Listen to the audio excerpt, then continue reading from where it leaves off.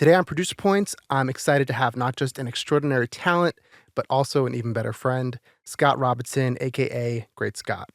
Scott is a gold certified, Grammy nominated producer, mixer, engineer, and notably a vocal producer whose skills have contributed to international #1 singles and over 1 billion combined streams. His collaborations span a range of artists from aspiring talents to platinum-selling icons like Demi Lovato, Bebe Rexha, Fall Out Boy, and Avril Lavigne. His ability to bring out the best in a vocal performance is exceptional. In fact, Scott is one of the very few people I would trust to vocal produce an artist besides myself. Wow. You know, it's true. Wow. Beyond his impressive accolades in the music industry, it's his character and friendship that truly shine.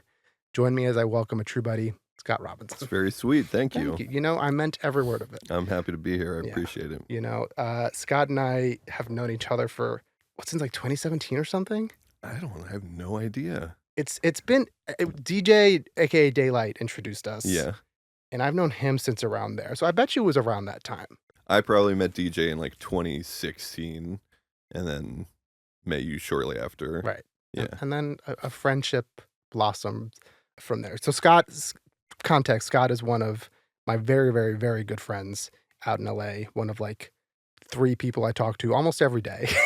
Pretty much, yeah. Pretty much. And it's quite great, to be honest, having a couple nerd friends that you could just talk to about gear. We have a nice group We thread. have a nice group thread with David Arkwright, Russell, and a guy I don't know. Yeah. Except through text.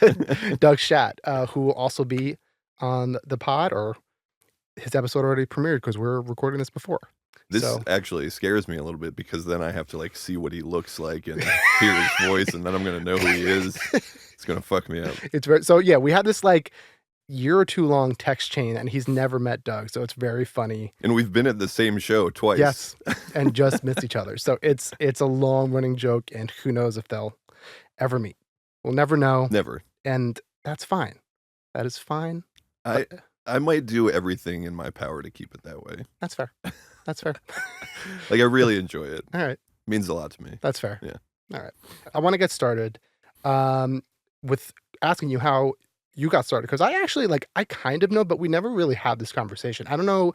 I know you were in a band, but I don't know really what happened from then until where you're at now. Do you want like a medium version? Give me the whatever version you want. I think a medium version's pretty good. I mean, like, you know, I think like most of us, I had some musical inclination as a young kid, picked up drums early and was like playing drums all through middle school, high school. Never really had plans to like pursue a music career. Was drums the first instrument you played? Yeah, drums was the first instrument I played because my brother played bass. Okay. Yeah, so, and we had a friend who lived in the neighborhood that played guitar, and he was actually, like, really fucking good for, like, this young, like, very Japanese dude just, like, shredding. There are so many of those kids, I feel like we all went to high school, where it's, like, incredible guitarist, became a banker. Oh, like, yeah. I'm pretty sure, like, most of the best musicians I know are not in the music industry. Yeah. A lot of that, I think, is just ability to collaborate. And I think, too, part of it is, you know, I had a couple of these people where they were players and not necessarily what the industry calls for today, especially in guitar players. Players. Like writers. Yeah. Writers and like people who are really creative, where it's like, I can play any riff and like solo the fuck out of anything. It's a technician. Yeah. And it's a different kind of skill set. And, you know, unless you want to be in a wedding band or something. Or yeah. It's a different skill set. Yeah. Which is valuable. Oh, totally valuable. We love those guys. But, you know, sometimes being a banker makes more money. Yeah. All right, but keep going. So anyway, yeah, so I, you know, was playing, and then I went to college, University of Maryland. I, like, everyone in my family are, like, coders or in, like, physics or work for the federal government, because that's what everybody around DC does. They, like, work for a government contractor or for the Navy or some shit. So that's what I went to college for, computer science. And couldn't really play drums anymore because I was living in dorms. Right, yeah. So I could already play guitar a little bit because I was like learning Nirvana tabs and like Rage Against the Machine tabs and like shit like that on an electric guitar in my parents' basement with no amp. As we all do. Yeah, just plucking away at dead strings, basically. So I could play a little bit. Right. And then when I got to college, I was like, okay, I kind of have no outlet at this point. So I like started really playing a lot more guitar and was like into like Dave Matthews and Incubus and Like everything from like those kind of like very collegey jam bands to like harder rock. Like Incubus was so good. Incubus was so fucking They were good, dude. so So good. Oh my musical. god. Dude, I But was having like these thoughts yesterday about like what are my real like musical values? Like what do I think is important to me in music? right. And because I was thinking about like rock music in particular, because I was like listening to this rock, like this pop punk album that my buddy just finished. And like it sounds really good, and I like got hype about it. And I was like, Right. okay, like these songs, like it's really not what I would look for out of something that like we would make now. Right. But it has this energy, and it's just like maybe this is what I'm trying to do, and I've been like approaching this wrong for the last 10 years. I've been having the same kind of thoughts. Just I think because with especially like pop punk bands, right? It's so rooted in songwriting. It's not rooted in production sounds. You're just Very trying to, true. It's just like right. 3 And instruments most of the and I time. think because you have to rely on the craft so much more than like having like a kick, a sick kick and snare or something like that. Yeah. I think that's why, so many like a band like Incubus is so long lasting, and every time like so many people I mention the band, they're like, "Yeah, man, they're so good." Yeah. I don't. And Brandon Boyd is so hot. Yeah. So just a different thing, and it's because it's so, and I think we're getting back to that. Like the '90s seems to be coming back. For sure. Olivia Rodrigo leading the way with For like sure. rock kind of based music, and the songs are, what's at the core. The song them. is definitely what's at the core. But actually, like yesterday, I was like, this is kind of why I was thinking about it, because, like I was saying, it was kind of not songs that I would expect. And like if I analyze them in terms of the way that like we write songs now, I'd be Right. like, it's like a B. It's like a Right. B plus, But at the same time, I was like, I would rather listen to this than a lot of songs that I would analyze as A's. Yeah. And that's just personal taste, Yeah. I think, right? But I've just like really enjoyed listening to this thing, and it's well produced. Like it sounds modern, but like captures the pop punk thing, and it's Yeah. like precise, but like has energy and dynamics. So hard to do. So hard. And Yeah. like to shout out my buddy Eric Taft, like we've been working on a bunch of stuff together, and this is his band, Great Heights Band. So actually, this is like sort of a good segue to continue the story. I'm like 3 years into college. I'm sort of like, this is going fine. Like I am doing well, but I don't know, is this my life? Right. And I'm like really, having like a reckoning with it, I guess. Is that the right word? A reckoning? Yeah. Yep. Because I'm saying yep like that because I went through the same thing. Yeah. Yeah. And funny, I was like, I don't know if I want to sit in front of a computer for the rest of my life. Is that really what I'm gonna do? Yep. So then I was sort of just like, I guess looking for something. And I was hanging out with a buddy of mine from high school who was like in some pop punk bands and like ska bands in high school. This guy Raymond Klecker, like funny dude. Wait, really quick. So up until that point, were you just like doing music mostly by yourself? Were you in bands? Like I mean, it casually? was sort of like this very in between thing where I was just like, playing in my dorm and like whatever, Right. and then was like in bands. Right. But we weren't like playing shows. Like I think I played like one show with one of the bands. Okay. And it would always just be like different. It was more like jams, I would say. Okay, that's yeah. So it was like just jams and So there's a lot of just like like I said, we never played a show. So I was hanging out with my buddy, ran into this guy that I knew from high school, Paul Levitt. And he was at the time also living in College Park, where University of Maryland is, in like a house off campus, and had this basement studio where he was recording bands like through a console onto tape, like doing the fucking thing. Okay, old school. Yeah, old school. I mean, he also had, like Pro Tools and like old, I think like a 192, like an old Blueface 192 rig. Yeah. And I saw what he was doing, and he was like, I think he was probably 22 maybe, and was like, paying the bills, I guess. Right. I don't know. I didn't ask if he was paying the bills. I mean, like I had a guy that I used where he was just like recording bands and like, like what was it? Like you were paying hourly at that point. Yeah, a lot of people was like, yeah, getting paid 25 an hour. Like that's not bad at that Right. time. It's a job. Yeah. 10, 15 years and it's ago, fun. especially. Yeah. Yeah. And so I was like, let me try to do that. Yeah. And he moved out of this house, and I was like, I'm gonna move right into that house and like learn how to do this shit. So I did exactly what you said. I started recording bands for, I think, $13 an hour. The first band I recorded, I think they were 15 years old. They found me on Craigslist. Like, Yeah. it all seems very sketch and unsafe and whatever. But anyway, like that's what I was doing. I was starting to record bands in this basement, and there was like some local bands, and some of them were fucking garbage, and there was like some singer-songwriters, and some were good and some were garbage, but I was learning how to do the thing. And Paul was kind of my mentor at the time, and like showed me how to EQ a kick drum so it sounded good. Like what a huge thing to learn for the first time. Just like cut 350. I was like, oh my God, this thing sounds great now.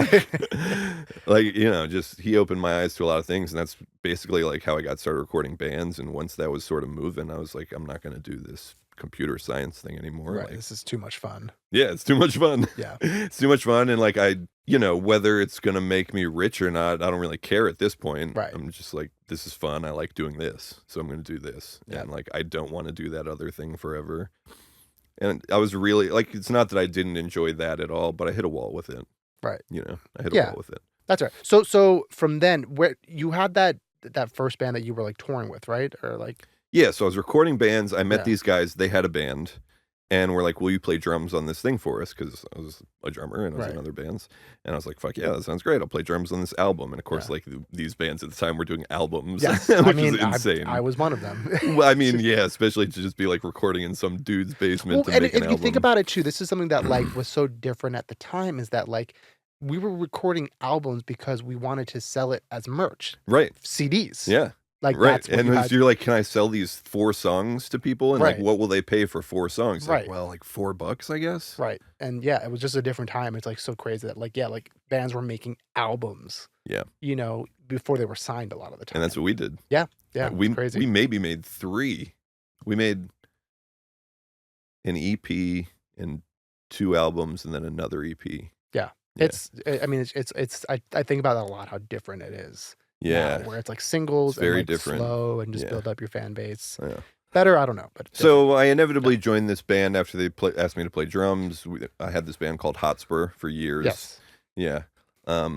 And like we did really well. I mean, we had huge dreams. It was Yeah. like, we're gonna fucking do this thing. I think we were really in tune with the fact that like you got to run this thing like a business. Yeah. We were really in tune with the fact, even back then, that it was like we got to be on social media, like fucking Right. pushing shit to people and getting out there in some way beyond just live shows and hoping that people show up. Right.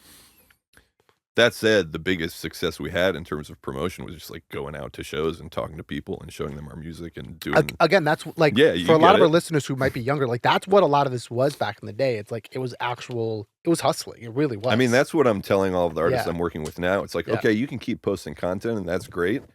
But if you're not engaging personally with people, like that's where you make the super fans That's that where- are going to and- tell everybody that they know about you and like are Right. going to love you for the next 5 albums. and it's why I keep like banging my head against the wall. Where I think so many A&Rs and labels got stuck in COVID times, where it's like, well, we can't do anything else but like post to social media, and it's like, guys, there was this wonderful thing creative, that I you don't know? think is ever going to go out of style called touring, Mhm. and people really like seeing live music, and they like, and I think the thing that a lot of artists don't really realize until they do that first tour is how much fans love finding a new artist by seeing them live. So much, dude. and they They have fall in love. It's a whole different experience. and that's It's where you falling get in those love fans. with an artist instead of falling in with a song. Yes, and exactly. And like this is one of the things that my old manager also used to manage, well, she still does, but my old manager was managing Billie Eilish, and one of the things that they focused on there was it was they knew it was always more about Billie and not Ocean Eyes. Right. And they Which understood Ocean Eyes was a fucking amazing song. was a and hu- it it was a- opens all the doors, but then you push Billy. Yes, and like they knew that from the very start, and I think that was the smartest thing that they did with her. And I like it, to what you're saying. It's like people need to fall in love with the artist, not the song, and you have to be bigger than your song. And I think unfortunately, what is happened with a lot of these TikTok acts now that kind of TikTok seems to be on its way out, at least for music, is that it was so much about the song and not the artist. Yeah, For yeah. so many Yeah. of these. Sometimes artists that you're were on like, that. I don't even care who it is. No, they You're just like this they is a knew cool the song. song. I'm not even gonna look up who it is. Yep, and we went back to these like one hit wonders that like the '90s had. Kind of. Yeah. Right, we didn't have kind them of. for a long time. I feel like, And that's a hard thing to monetize too. Yes. In the 90s, you could monetize it because you then sell them an album. Yes, right. And now like people like that's not, you know. And okay, let's go back to your story. Well, here. it's funny So- that you say yeah. that actually, because like our attitude as this like alternative rock band was like, let's be a boy band. Yeah. Like, okay, singer is gonna be like the pretty guy, and then like this guy's gonna be like the real like rock and roll edgy guy, and like this one's gonna be the like weird like artsy guy, like that sort of thing. And, obviously, like, that evolves over Right. time, but, like, that was kind of the attitude, Right. and like I said, it was like we were in tune with the fact that it needs to be a business, and I think it very more back then than now, I think, like, people were too cool to do that. Yeah, because you wanted, You didn't wanna sell out. but like when I was touring with bigger bands, I so quickly learned that I was like, oh, these people are running shit like a business, Yeah. but they didn't portray it as that. It's always behind the scenes, and like you Right. like all Yeah. these like even like the Beatles and stuff, like they knew what the fuck they were doing. Right, like, you could say it's manufactured, I guess, Right. but They is were always thinking it's about it. kinda is I don't know, is it part of the art form? Maybe? Yeah. Yeah? And Yeah? we're artists, we're performers, we're supposed, Yeah, yeah, we're fair. putting on a show. Right. Right. Like, Right, it's like if you go take photos and you put on an outfit, yeah. like, I is When that gross in I some don't know, way? but when you like think about it, like I always said, like when you go on tour, you're putting on a play every night. Yeah, It's the same play. 100%. And It's yeah, if you think it's not, you're kidding yourself and your audience. by the Yeah. end of this band, we were, like, fully glammed out. Like, I was wearing eyeliner, the singer had, like, this giant fucking mohawk, all of our gear was, like, all colored, like, Going light for it. like, all the light show shit, like, we were going for it, yeah. Okay, so what's And, like, tons of crazy merch, like, the band was really cool, a lot of fun. To get past that, too many years in after, like I said, a bunch of music and doing the fucking thing and tours and all that, we connect with Mitch Allen. Right. For So reference, Mitch Allen is a huge producer, songwriter, Demi Lovato, Bowling for Soup, Yeah. a huge list, but let's keep going. so Mitch is from Baltimore. Okay. I didn't know that. He had just done Heart Attack for Demi. Right. With Jason Evigan and Lindy It's a Robbins. huge song. Maybe another writer. I'm sure. Who knows? Maybe. The internet You does. guys can look it up. Yeah. I suggest Jaxta. And basically, he liked the band. He was from Baltimore. I think there was some ties there. He had heard all the stuff that I had been producing, like, as demos, but, like, Right. productions. And was like, okay, let's do an EP. Let's, like, push this around to the labels. Let's see what we can get to happen. Did the EP. It was an awesome experience. I mean, I always love getting produced by someone else. Like, Yeah. that's always where I learn the most shit, both as a producer and a drummer. Yeah. And I was, like, It's- really rusty at drums at this point, too, because we kind of stopped touring by then. I was maybe, like, already 30 by then. Right. So I was fucking tired. yeah, I it was was tired and poor and just, like, I don't know, man. Like, we've been doing this a long time. It's you reach that point where it's like I mean I reached that point even earlier. I was like 25. I was like, I don't know if I want to do Well, that this. was my problem. Yeah. I should have. Yeah. No, there you go. I mean, who knows, dude? It's like, how do you evaluate those kinds of questions? Should I, shouldn't have? I don't know. no, Because you never know. Because I met Mitch through the thing, and that's what my life is now. Right. And he has essentially introduced me to everyone I know, which has opened essentially all of the doors that I've gone through Right. So in one way or another. he was that initial like mentor that like basically made you where you are today. I would say between him and Paul, the first guy I mentioned who went to my high school. Yeah, dude, it's like without these two guys, my life would be completely a different thing. Yeah. And that's 100%. it's such a common theme where it's like we all have that one person or people that was like, if it wasn't for them, I don't really know what I'd be doing. And this is, just to like bring it back to the podcast for 1 second, like this is why And nobody I wanted intends to do No. that, right? No, it's just like kind of, Like it's, you probably are that guy to somebody. hopefully I try and pay it forward. And that's what I was going to say. Like, that's why I wanted to do this podcast where it's like, I wanted to sit and learn and talk to people and like, learn people's stories and share them. But also like, this is how I can maybe pay it forward a little bit by just sharing, some of these stories that, that got us to where we are. So maybe it can inspire someone else to get in that same spot. I want to talk about specifically with you because I really do think, and your credits show that you're such a phenomenal vocal producer. And I Thank wanted you. to kind of like quickly talk through like what's a typical vocal session for you? Like what's the setup? A recording session. Yeah, like what and like, all the way from like recording to like getting it to the artist. Well, I think the most important thing I learned is to get in the headspace of the song first. Right. Talk about the song, talk about the lyrics. I think this is where a lot of people, well, I don't know, but I think this is maybe something that a lot of people overlook as I vocal producers because I think a Yep, lot of vocal producers are engineers and producers right. primarily, and maybe not that I'm a songwriter primarily, but I do understand that the point of the vocal is to convey the song. Yeah, I think I found that most, if not all, the best vocal producers are also great songwriters, Huh, and interesting. I find that those are not randomly connected. I think there's a reason for that, Makes sense. and I find that like this is just conversations I've had with artists and songwriters who are cutting vocals, where it's like they work with producers who are great producers. You know, what if you want to call them beat makers, sure. But it's like they're like, yeah, my vocals always sound like crap, or they just don't care. They're just like hit Yeah. record, Yeah, tell yeah. me to record it 5 Well, they times. got a mic set up and it's plugged in and it Right, sounds fine most of the time. exactly, Yeah. and, you know, it's something that I've been trying to do for years to, like, tell these, like, beat makers or producers, whatever, like, I'm trying to just people who more focus on the production than the song, where it's like, you gotta get in on vocal production because I think that's how you create better, It's gonna um make your beats easier. yes, that and It's it's gonna save you 30% of the time on the beat. You yes. get a good vocal in there and it's like, "Oh, okay, now this sounds like a record." And I think that's you impress teams by especially the artists, by, like, how the vocal sounds. Are always listening to that first, and, you know, And not that's only that, but they're comparing it to the record they got yesterday with the same singer on exactly, it. exactly. So, that right, you're competing with potentially other great vocal producers. So, yeah, so, like, the question I wanted to ask you was when you're getting the singer up on the microphone, are you just kinda, like, trying to get them to go for it? Or are you, like, doing a quick, like, get close, back up? Like, what's your usual process like? Um, okay, so I mostly record female pop Right. singers.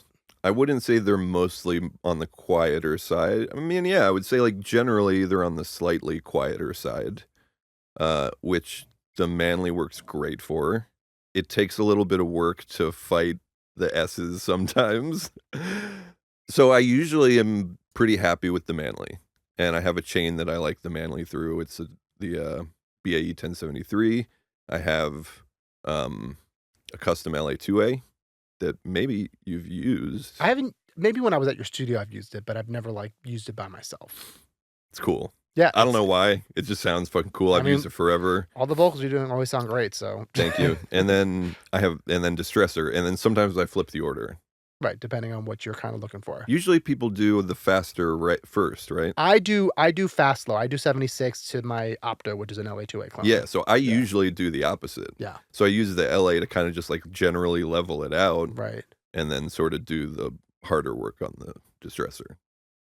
2 to 1, 3 to 1, Yeah. you know? Do I don't know how, how like nerdy you wanna get here, but no, no, get nerd, this is the producer podcast. I mean, like, how 2 to 1, 3 to 1, I usually just go, like, wide open and then tweak from there, like, okay, super slow, like, all the way slow on the attack, all the way fast on the release, and then mm, kinda turn in from there, like, okay, yeah, makes left sense. hand to the right, right hand to the left. Yeah, Daylight, DJ, has been, like, making a point of, like, "Hey, you should try with the little mid, side chain on and with the little mid side chain off because it yeah, really makes a big difference yeah, for the DS it definitely for does. the S's, and it fucking does." Yeah, So I've been paying a lot of attention to that, and then I'll just flip through the distortion modes and see what sounds good. yep, that the distortion modes are something that I don't think enough people, like, really will, like, do, like, a quick, like, "Alright, singer sing," and, like Huge difference. yeah, and just, like, it takes, like, not that l like, you'll know pretty quickly what's better Yeah, using your ears. you know. I mean, it's Um, like, I don't know if you use the Portico stuff at all, but it's like the silk thing on there I haven't, in terms of, I like, yeah, usage. It's right. like, click it in, is it better? Click it out, is it better? Yeah. Exactly. Exactly. It just does the thing. Okay, cool. So vocals recorded and done. And are you? I know you're a very big Melodyne guy, especially that specific version that you can't use anymore, unfortunately. Yeah, I was so mad about it. I love Melodyne 3. It only runs on Mountain Lion, Yeah. so I did keep a computer so that I could use it if I need to, but I've never used it. Scott is like convinced, which I'm sure he's right, that like this specific version of Melodyne sounded the best, the most natural, It is. and If anybody wants to argue about it, send me an email. that's fine. Send him an email. We'll put it on the screen. We won't do that. So I mean, what like, I've never really watched you do Melodyne, and I'm not asking you to give away like too much of your secret sauce, but like, are you using autotune at all as well, or what's your process like with that? So it depends on the music, Yeah. obviously. Right. A lot of the gigs I get are like, I want this to be fairly natural. Right. And that's just the nature of like the circle I run in Yeah, and and I the think that's types of like stuff that what you do people best. send. Yeah. Yeah. Although I have been getting a more like toony stuff, and I really enjoy doing Melodyne into autotune, or even better, Melodyne into Metatune. Oh, you've been liking that? Yeah, because you can control what the Metatune is doing, like, in every spot. So if you're like, "I want this line to sound like crazy autotune," then you just, like, make it so the Melodyne part is not really in tune correctly. Or if you're Oh. like, "I don't really want Metatune to do shit on this line," you just tune it in Melodyne. Right. Yeah, Okay. yeah. I've used Metatune like so few times, and I've just like, It's very auto-tune EFX. yeah, right. Yeah, When you want that, yeah. like that's I think it's what, I think it's more EFX than EFX is. because it sounds like crappier in a good way. Yeah, You exactly. know, when you want that, It's, like, real glitchy. right? When you Yeah. want that thing, it'll do that thing. Melodyne I learned from Dan Book. I don't know if you Okay. know Dan No, Book. not personally, but I know of him. Great Yeah. dude, yeah, Baltimore guy. Yeah. Met him through Mitch. There you go. Yeah, I mean, well, so he worked for Mitch before I did. Oh, okay. Okay. I didn't Yeah, know that. Yeah. so, he, like, gave me my first well, I mean, I was melodining for years before that, Right. but then coming into, like, pop music, Yeah. it's a different thing. And I think you know what it is too. I think again with Melodyne, it's like so many of like the rock people are the best ones because We've been like, doing it the longest. well, doing it the longest, but also, and like I'm including myself in this, is that like we had to tune vocals, and you really didn't want people to know it was tuned. Yeah, totally, right, it was very uncool for it to be Even tuned. though everyone in the industry and like everyone who was in Tory band like knew all the vocals were tuned, you had to make sure it didn't sound like that. And I don't think it's just a social thing. I think No. it's like it's the music too. Like Yeah. if it's too perfect, it sucks. Right, right, and it's like so right, it's like knowing those imperfections. I think that's what, like I said, like rock people like us, like we're able to do, where it's like we're looking just to kind of correct and like Yeah, smooth just fix out it a little bit. versus like make it perfect. And Like for that stuff, like the comp would be good. right, Now when I comp, I'm like, this could be all fucking out of tune, and I don't really care as long as it's doing something I know I can fix right, after, and the exactly. emotion is good. Yep, and that emotion first kind of comping is why. I don't know about you, but like I don't love comping in front of the singer. I don't. I never Yeah, do. I yeah, always do a very quick comp as we go, same. Yeah, and backgrounds, I'll usually comp in the set, like, as we're cutting, right. because I kinda know which ones are Yeah, good, or I think I do anyway, right. until later, and I find out they're not. But yeah, I always tell artists, like, I need a perspective, I need a day Same. away from it, because a lot of times Yep. while you're cutting, you're looking for a very specific thing, and you might not realize the tone is off because you're focused on, like, "I want this timing on this run to be right." Right. And then you come back the next day and you're like, "You know what? The timing on the run really doesn't matter. This other one that has this tone is really the one that makes me feel something." Yeah, I kind of like to do a thing because over the years I've learned I'm wrong all the time, and I like to like have the artist or singer do it how they would do it without any input from me a Yeah, couple times. yeah, Just so I have it, and then I'll start giving my million billion notes. right, And then it's like kind of what you're saying. It's like I have so much more perspective like the next day where I was like, oh yeah, what they were doing was so much better right, yeah, than what their I said. first instinct Yeah, where I and was, like, trying to think about it and, like, right. analyze it and be like, "What should this be?" It's like, okay, you just use your gut sometimes, Yeah. Yeah, Yeah, exactly. So it's, and comping when they're not there, especially because not everyone understands where it's like, yeah, I'm going for emotion. I'm not going for like Oh, yeah, they'll pitch. always be like, "Oh, well, that one's flat." It's like I know it's flat, Yeah, but like you sound cool, right, and I right. and I can fix flat, but I can't fix if you don't sound Can't cool. fix cool. Yeah, speaking of all this, right? Like you've worked with so many amazing singers. Like I said before, like Demi Lovato. You worked with Olivia Holt, right? That was on there. Yeah, yeah. Yeah. Well, I mean, I've worked on a lot of Olivia Holt Okay. stuff with Mitch, Okay. and so that one was when I was working for Mitch, it was a lot of, like, finish out demos Right. and, Okay. like, make the vocals sound dope Yeah. and turn them in, and, a lot of that didn't turn into anything because a lot of it was pitch stuff, and this was, like, 2014 to 2016 when there was just so much pitching. Right. So much. I Yeah. mean, I don't know what your experience was like in that time, but I was in a band then. I wasn't even like doing right, pop music yet. right. I mean, I knew what was going around there, Yeah. but so I want to lead into But, honestly. well, that was Okay, one go. of the few that I had a production with Mitch and not just a vocal. Not just a vocal production, but you still did the vocal, as I'm sure. I did, yes. We did the vocal. Yeah. But I want to lead into LP, who you've worked with a ton. Love LP. Like, how many tracks would you say you've done with her? That came out? I mean, sure. 20-ish. Yeah, so a lot. So another buddy of big shout out. Yeah, big shout out. Huge. To Mike Del Rio, wonderful human, has done most of LP's stuff, and brought Scott in to do a lot of that. And I want to specifically talk about arguably her biggest song, "Lost on You." Yeah, not arguably. Yeah, it is. Yeah. And I mean, I think that has well over 1 billion on its own. Yeah, it definitely does. Yeah. And just huge song. And the one thing about her vocal is obviously she's such an incredible singer.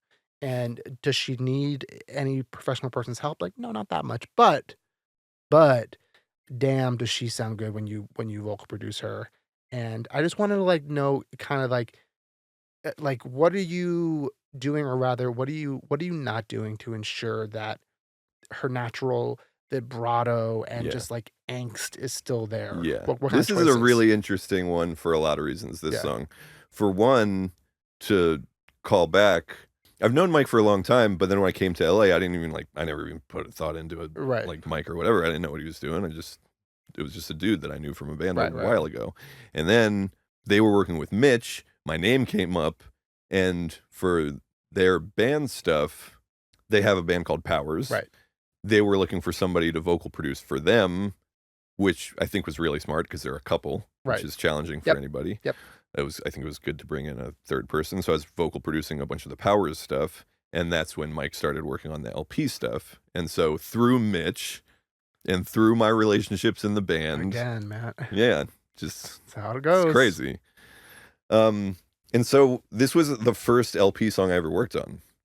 Okay. Oh, I didn't know that. Wow. Yeah. And I believe it was either this one or Muddy Waters, but one of them was cut to a demo that was like totally, like the timing was totally different, like with the way it was swinging and stuff. Right. And then Mike reproduced the whole thing, and like it was swinging like very differently against the vocal. Right. Through no fault of LPs, obviously. No, but like you go where the track leads you. Yeah, you go where the track leads you, man. And the track fucking kills. Yep. Obviously. Obviously. And the song kills. So it's like you do what you got to do to make the great thing. And there was some magic in that vocal. Yeah. The day of, like, as you know, it's like sometimes the day of is just the one, and you just can't beat it. This is why, just like quick tangent, it's why the piece of advice I give to so many producers is like, man, make sure you nail that day one vocal, because sometimes there's that magic there. Sometimes like, you can never get it back. Unless you really have to call it in, like you have like a dinner, or like, you know, with me, I have my kid. It's like, do the real vocal that day. Do you, when you're going through the session and you're like, okay, we have the pre, are you like, okay, now we're going to get a real ass pre? Or are you like, let's scratch in the pre and then come back at the end for everything? No, I'm like, I try not to put down a single vocal until we're cutting the vocal.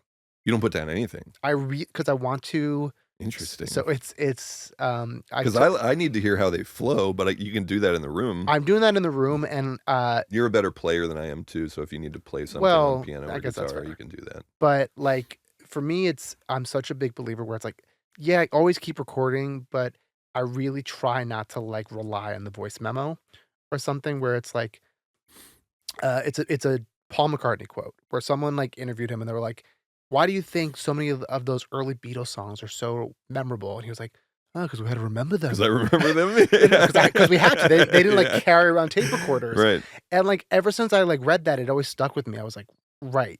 Makes a lot of sense. Like the best songs are always the way you remember it is probably the best way. Right, exactly. The catchiest way. So it's like I'm like really adamant now. Like I used to not be, where someone was like, can I just like go on the mic and like lay down melodies? And like personally, I don't like working like that anymore. Even if it's a person that's like writes like that, like ad-libby mumbles. I try and pull them out of their comfort zone. Yeah. And it's because it's like, and then it's like if our vibe doesn't work, then like we don't work together again. Like sure, yeah. That's, you know, my goal is always to have a good session. I love singers that will come in and ad-lib a bunch of shit across the track. I don't like that personally. It's like I think love it, the people dude. who can do it because melody is king. Yes. And I'm just like, okay, just give me 3 melodies and we're golden. Yeah, the people who can do that are incredible, and like usually the people who are best at very that, different talent. yeah, the people who are best at that are usually the ones who are just like writing the song as they're doing it. Right. 100%. As opposed to like, I can't stand the whole, and again, this is just me personally, I can't stand the whole, yeah, we'll each put down melodies for like 5 minutes and then like go through it and choose the best. No. Can't And do that. also, people write melodies so differently, I think, it's like... I can't do that piece together the whole thing. That's not how I See, I can do it, but only if it's one. I can't do it with multiple people. No, it's too hard. Okay, back And to LP. I can only do it with people that will say words while they're doing it. Yeah, because every once in a while you some. get somebody who's like, Yeah, it's like, oh, that can't do anything I with need that. There's no phonetic. feeling. Yeah, I need something. There's no emotion that I can grab onto. Okay, but back to LP. So you got the day So back one to vocal. LP, yeah. So first of all, like you said, she's fucking amazing. Yeah. At the same time, nobody sings a song as good as they possibly can the first time they've sang it. Right. So it's fair that everything needs a little bit of correction. Yeah, of course. And like I said, the production changed, and so that needed some adjustment to that. But she's so fucking good, dude. Yeah. And Mike is amazing. Like, he gives me a great comp. And he's also just like, he's pickier than I am. Oh, really? My nudge in Pro Tools is set to 3 milliseconds. When I work with Mike, it's 1. He's that. Like, yeah. I mean, he's definitely an all about a feel kind of guy, and like It's all about the feel. Yeah. So that one basically, Mike cut that vocal because it was like the demo vocal. Mike cut that vocal. Okay. Yeah. What are I you? believe. What are you when you are cutting her? What's the usual like mic and chain that she's? Well, most of the time, Mike's cutting her, or we're cutting at Mike's place. Right. And Mike runs Logic. I don't know how to fucking use Logic. so if we're cutting LP at Mike's place, he's running it. Right. I'm just sitting there with headphones pretty much, and then we do all the shit after. Okay, that makes sense. Yeah. And like, they have such a good rapport too. They're just like great. Yeah, I mean, homies. they've been working together for years at this point. Yeah. I mean, it's crazy. I mean, and like, another thing that's interesting about LP's vocals, and if we want to talk about tuning, you have to do it by ear. Yes. You have to. You can't look. That's the one thing too. It's like, stop looking. There's nothing to look at, especially with her crazy fucking vibrato. I'm sure it looks like this. I don't know if you've experienced this, but when you look at vibrato, for some singers, when it's like going up in pitch, like with the waveform, I guess it's not the waveforms, but like the pitch is modulating up only. Sometimes that sounds in tune. Right. Sometimes the pitch modulating only down sounds in tune. Sometimes right in the middle sounds in tune. I don't fucking know why. Yeah. But that's just the case. LP, for some reason, mostly sounds in tune when it's modulating down. Huh. Yeah. So these are like things I've learned about different singers, like especially her and Demi, where I've just worked with their vocals so much that you like kind of learn that I kind of know like what sounds like them the best. Yeah. If that makes any sense. I mean, if anything, like you could argue that like maybe you've crafted some of that too. To some extent. Yeah. And like there's an element of like, especially with Demi, because of all of her runs and the way she attacks notes really hard from the top. Yeah. And the way her runs are really hard and like aggressive.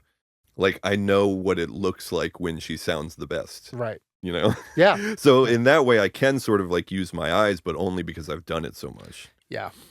Well, I mean, that's the thing, where it's like, the vocal enough where it's like, okay, I know how she usually does things, that I can use my eyes and then use your ears and then adjust from there.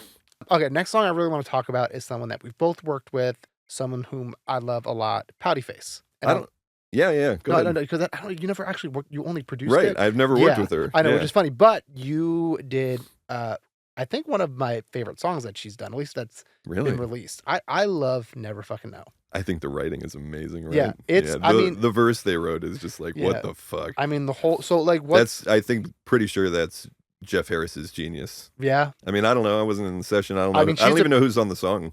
So what was, because I know that you kind of were brought in later on that one. And I think that's like such a special skill that you have too, is like, there are producers, like, I don't consider myself a great finisher. I can do it. But I think there are producers who are just like, can take a record and just like bring it to the next level. I think that's something you're particularly good at, which is why I picked this song. And I wanted to kind of like know, like, that is the story of this song, basically. So Jeff, I think, just calls me up one day and he's like, hey man, I got this song. Do you want to work on it with me? And basically the story was like, the label liked the song. They were a little iffy on the production, and he was like, let's try to push it and see if they want it. Yeah. because they liked it, and I can't imagine he didn't think the song was cool because the song is cool. Right. No. Yeah. Like, so like what would Yeah, I'm trying to remember some specifics like about the the production. standout to that, I think, is how the guitar sound, Okay, so especially like the glitchy Jeff guitar was sounds. already kind of close with it because he Okay. had the riff, Right. and I came in with Jeff on the first day, and I think was like, I think we need to re-record all the guitars and just fuck everything up a lot more. Yeah. Because it was just a little too. There's not a nice word that I can say. I Whatever. liked it, but like it was just a little vanilla. It was a little like rock. Listen, there's a reason It why was he like- brought you in. He wanted to make it better, and like Yeah, it was maybe honestly like it maybe would have worked in its original form better now than then Oh, okay. because it was just a little more like straight ahead rock. Right. And still the song was what it is, obviously. So Yeah. the song is still like a modern, cool young girl pop song, edgy, like kind of party song, I guess. Yeah. So yeah, I mean, my attitude was just like, okay, I think we got to just fuck everything up more. And I had a couple ideas about the drums. How did you fuck it up? Okay, first of all, just like took the guitars and just started chopping the fuck out of them. Yeah.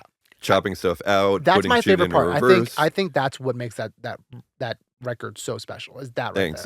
there. It reminds me of maybe like a Linkin Park Yeah. technique or And something. my screen name back in the day was Linkin Park Fan No 271. shit. Yes. So I'm a little biased, but keep going. So I was never really that big of a fan, to be honest. Dude, I was 13 and I was all about them. Yeah, I was all about I it. get it. But so I do get it. reversing, chopping up, like, did you add, plug-in distortion or just run Yeah, it a through lot of amp again? lo-fi. Okay. And Pro Tools, a lot of Yeah. decap, I'm sure. Yeah, Decapitator. the best. For those that don't know, but how could you not? Yeah, it's, If you don't know, like, you shouldn't be listening to this. no, I'm sorry. Find another germ. You ain't ready. There was one part that I remember about that song that I think made a really big difference was like taking the second pre to halftime, which feels really cool when it gets there. Yep. And we did swap out a lot of drums in the verses. I think that was maybe the first thing we did, actually. I think I was just sitting on my laptop on the couch while he was like sort of pulling up the sessions and just kind of fucking around with the vocals or something. And I was like, let me get a little drum loop going that's different, and just like headphones and Ableton, just doing the just thing. on the couch and just Yeah. threw up a little loop. A lot of fucking up the vocals, which he already had going, and we were Right. just like, let's do more. She's very easy to make sound good. Yeah, what's your experience like? I mean, she's one of my favorite people to work and write with. Unfortunately, the stuff that we have written together like hasn't come out yet, or who knows if it's actually gonna come out. We'll find out. But some of my favorite things, and she's just like I don't have to give her too much direction. Mhm. She just knows who she is, and she just does Yeah, it. That's knows who she is Yes. the best thing you can have. And you can hear that in all of her songs. And I think she's a star. I think she's got a bright future. Yeah, for sure.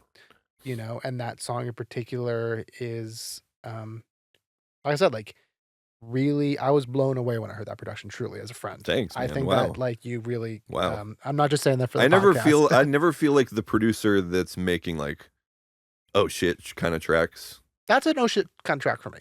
I think it was like really well I done. wonder if it's because of me though. Maybe it already was. My favorite parts, I just asked and you said, "Oh yeah, I did that." Yeah. Well, It was- to me, like, I'm not the best like starter producer, Right. Where it's like I have this idea that we can build something Yeah. around. I can build around stuff, right. and I And- can and- hear something and be like, okay, I know what to do with this. And I think that's something that I try and tell a lot of people is that like it's okay accepting like what you're good at, what you're not good at. Where it's like I've had people come to me a couple times to be like, "Hey, can you like finish this track?" And unless it's like an indie pop like singer-songwriter thing, like I'm just like, I don't know, man. Like that's not what I excel at. I'm much better at like kind of the exact opposite of what you said, where it's like I'm very good at like coming up with the initial idea and like finding the weird cool sound or riff. Right. Like riffs is my thing. Like I come up with riffs. That's what why I'm I good love at. the fucking Lie Like That song, because that Yeah. guitar riff is just so simple and beautiful. And I mean, I don't know if anyone will ever hear it, but it goes like, don't get go. It's And beautiful, and like you nailed it. Thank And it you. was like a 1 second, just like, oh, here, that's the Yeah, song, and then we built the song around I'm that. very much a riff guy. I'm a big believer in riffs. And all that stuff. But yeah, anyway, so I really that's why I want to talk about that song. I think it's great. Well, the other funny thing about that song is, like, I think this was kind of, I don't know if it was the beginning of this or not, but this was one of the first ones I heard about where they put it up on TikTok, it responded, Yep. and then they decided to put it out. There you go. Back in And the so I day. have weird mixed feelings about that, because on the one hand, I hate the idea of it, as I know you do too, because it's kind of fucked up. I think they just got to pay us a demo fee or something. Pay us a demo fee. I don't know yet. Like, that's a fine answer to me. I Yeah. think there's a number of good answers to how to do this, because it is in everyone's interest, right? Yeah, but I've noticed labels and stuff are slowly backing away from it, because I think a lot of songwriters and producers were like, Fuck this shit. I don't like this. And I've I don't know, but is that a good enough reason for the labels to back away from it? I mean, to me, the only reason to think that the labels would back away from it is if it's not working. No, because I think there's legal things where if it's like a producer's like, you don't have my I can see permission. that. Right. It's like a songwriter's like, please don't post this. And they're like, okay. Right. I mean, technically, they need a license. Right, exactly. And if they're gonna post it like without their permission, it's like that's illegal. Right. Battle. But at the same time, I got this cut. Right. And Jeff was so kind to ask the team to cut me in on writing, and that was amazing. That's and like good, for me, like, I don't have a lot of labeled cuts as a writer. Right. Yeah, and and like things like that are important. And like I personally I think you did a lot on that record. Thanks, to man. like Yeah. I'm proud of it for sure. You I mean, should be. it's one of the things that I show people Yeah. of like, here's things that I've done. Yeah, it's really sick. Okay, moving on.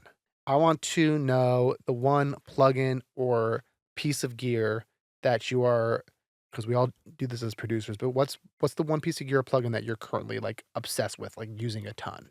Oh, obsessed with using a ton. Wow. I mean, I'll be honest, I'm in a little bit of a like try to find happiness with what I've got kind of phase. If only I could do that. Yeah, I know. Amongst our friends, it's very Yeah. challenging, Yes, especially when we're texting about plugins and gear. Like, check out this new cool thing. It's on sale. It's like, yeah, I do want that cool new thing. You especially, because I know you love just playing with new shit. That's what gets me going. I Yeah, love. I get it. Especially with sounds, I get it. Yeah, I think it's also like my ADHD, where it's like, oh, this new thing, I'm gonna get obsessed with it and like learn all about it. You know. What am I? You know, this isn't really new, but I've been using it a lot more. Yeah. It's that little Juno module. Yeah. And for the people that don't know, it's not analog oscillators, but it's an analog device. It's a small little desktop thing, and you can get a tiny little keyboard that attaches to it. It's the Roland Boutique series. Boutique series. Yes, that's what it was Boutique called. series. So this one in particular has like the 60 models and the 106 models. Right. It's got a little it's got a little delay, a little chorus. You know, the same. Are you using the keyboard that comes with it, or are you just using? I don't even have the keyboard. So you're just using it as as with your MIDI controller. Yep. I just use it with my MIDI controller, and then I have it going through these old Trident pre's that Paul Levitt gave me. He racked them up himself from his old console in Baltimore. It all comes back. And then through that Aphex thing that we went to the auction and bought. Yes. And it's this weird little, like, I think it's for like broadcast radio. Yeah. It's a leveler, but it's got a limiter, a compressor, a drive, and a stereo widener. It does a thing, and like it does a fucking thing. That microphone you're talking on, I got from the random auction thing, and that Orban de-esser that's behind my laptop over there. Orban makes amazing stuff, dude. Did I tell you I'm now recording in with that de-esser? No, but that's great. It's sick. Yeah. So for like a lead vocal, I'll kind of like go easy on it. Yeah. But for all the backgrounds, I just crank it. Right. Who needs it? And it's honestly, even when it's cranked, it's very transparent. That's great. It's like it's honestly like I barely DS anymore. It's kind of crazy how good that thing is, and I bought it for $80. Wow. And it's really good. I used to have this amazing Orban mastering EQ that Paul sold me.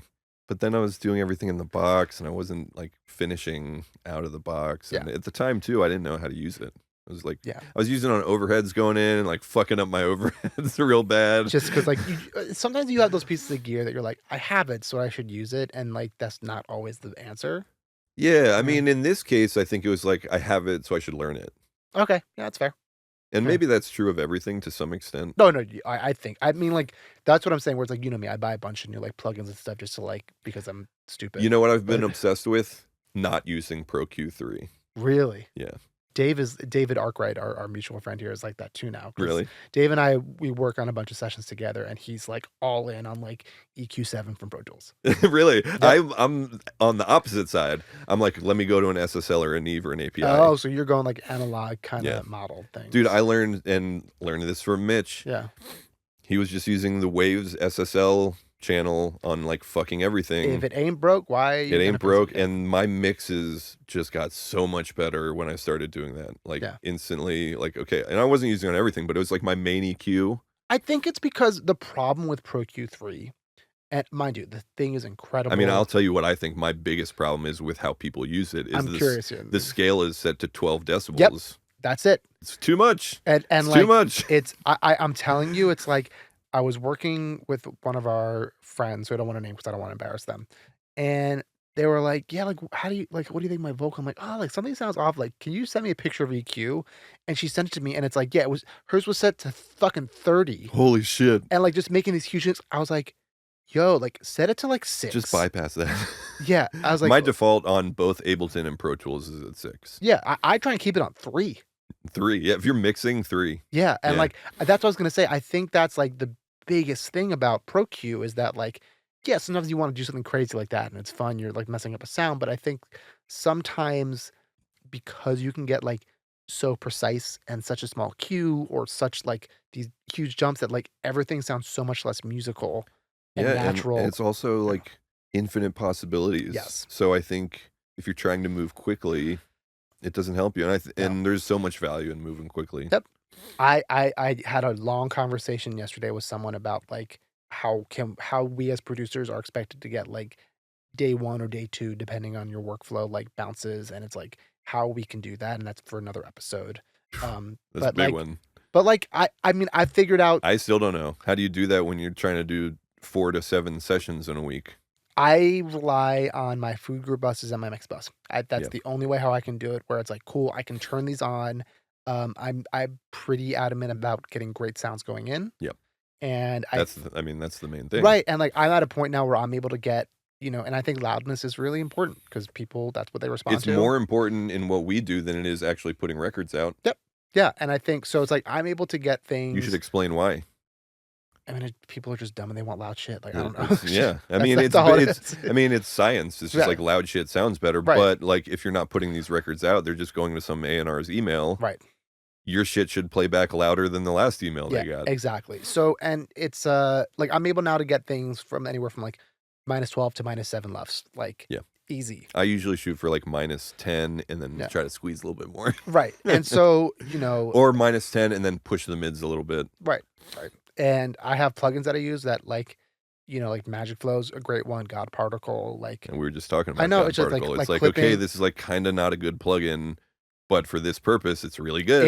Exactly. It's like to get things to sound good quickly. It's like, damn, this is great. And then it's I've never used it on a record, but I've used it on a ton of demos. Yeah, and it's like I don't know if mixers are always using it.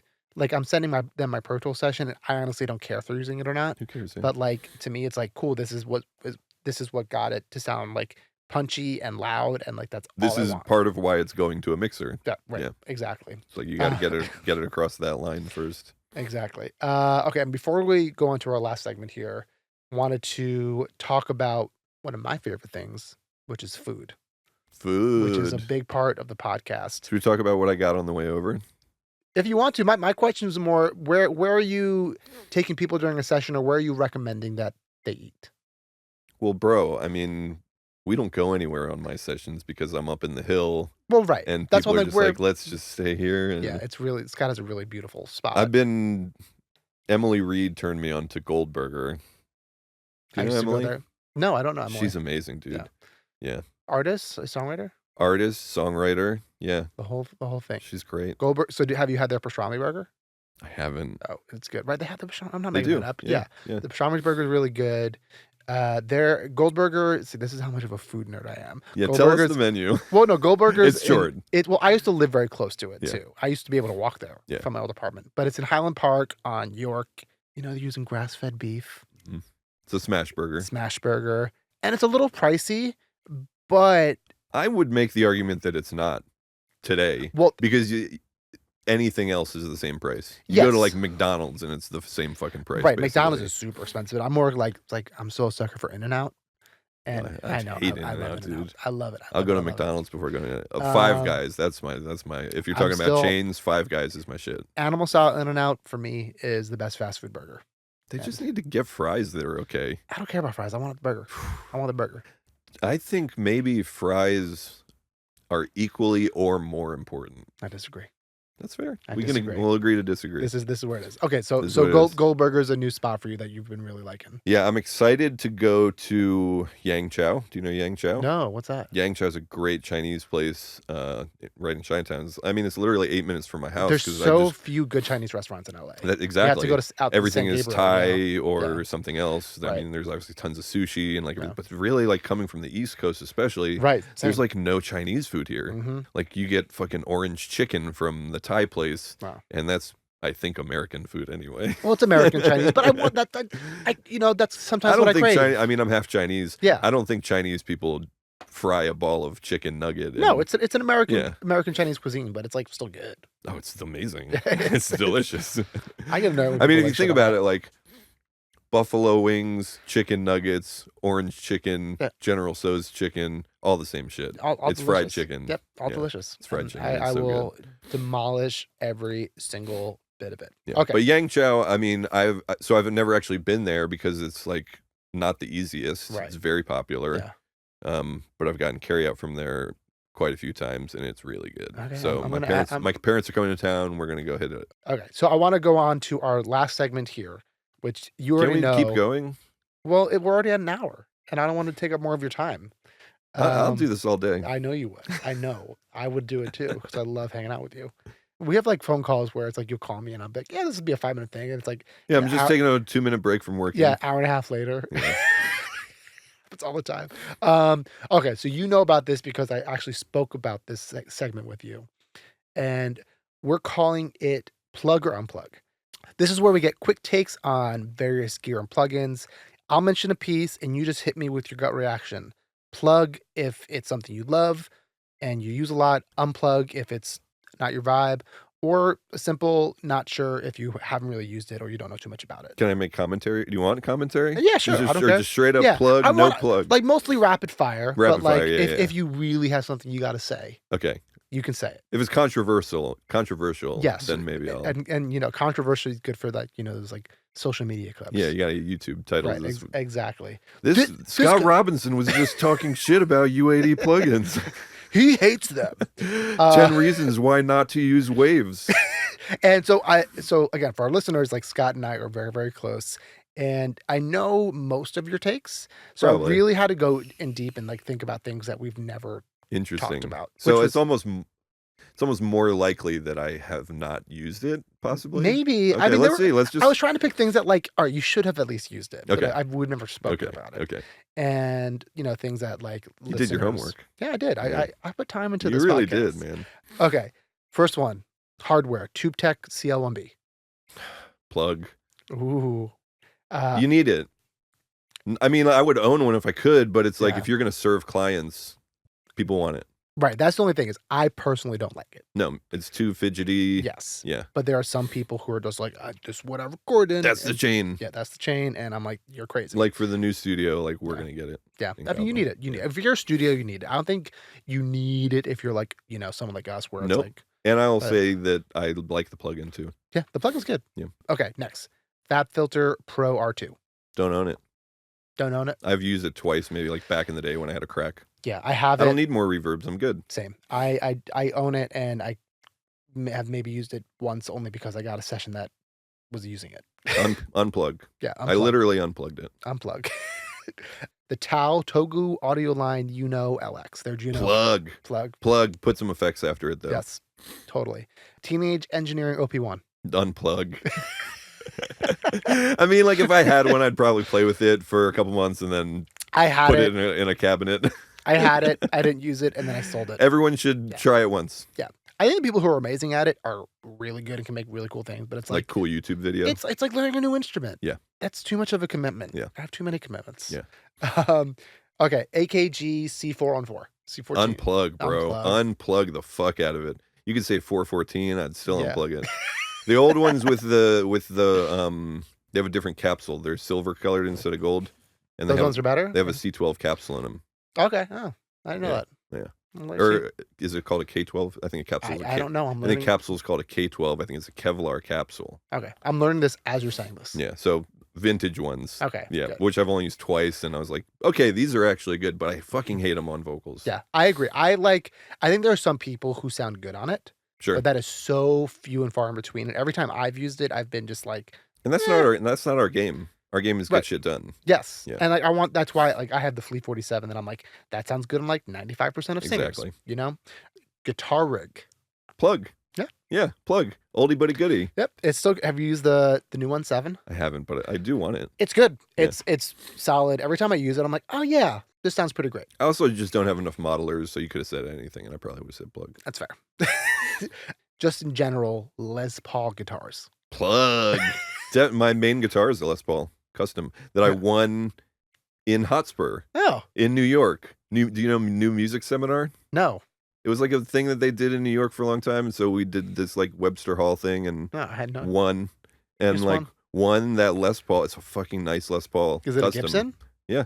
Gibson Les Paul custom. Why? It's got the side rails. I've probably played it and I can't imagine it in my head. What color is it? It's a what do you call it?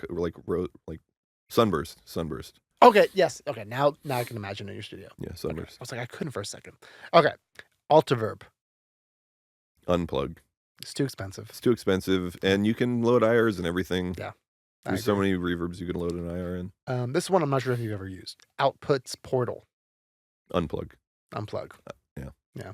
I've had fun with it, but it's like I'm not reaching for it enough where I would like recommend it to someone. Every output product I've bought, I inevitably unplugged. Yeah. Eventually. That's fair. Yeah. The desks are good. The desk. Yeah, the desk. I mean, I put mics together with him in his old studio. Yeah. It was a blast. It was so easy to put together. I put We had that together a thing up couple. in no time. Yeah, I had one and I've put together a few others. Yeah, if you're a publisher out there and you're putting rooms together, Just get that. just get that. They're great. They work. Okay, and finally, because I respect you so much as a vocal producer Wow. and engineer. Wow. Don't say Melodyne or No. CLA vocals. Plug, because I like the effects. I would never use it on a vocal, or like a real vocal. Yeah. I can't. It's unusable. I truly. used to use it all the time. It sounds terrible. Yes. Yeah, if I get a track from somebody, I can instantly tell if that's what they did. Yeah. I think it's like, for me, this was like when I was, just beginning to be a producer and I wasn't having solid sounding tracks like mix wise until the last like 3-4 years. I really learned a lot from, honestly, like DJ, working with him. He Yeah. taught me a lot. And he's an engineer. Yes. Yeah. He's so good at that. And like he really got my ass off CLA vocals. But I was using it a lot. And sometimes I will go back to it, not for a lead vocal. I think it's learning how to use it in moderation. Oh, I use it for gangs and Yep. like, big backgrounds. Yeah. It's like learning how to use any of those can do all vocal plugins in moderation, I think is key. I have questions actually about this plug that Go. maybe you know the answer to, because maybe this is helpful for the listeners. Does it have a lot of latency?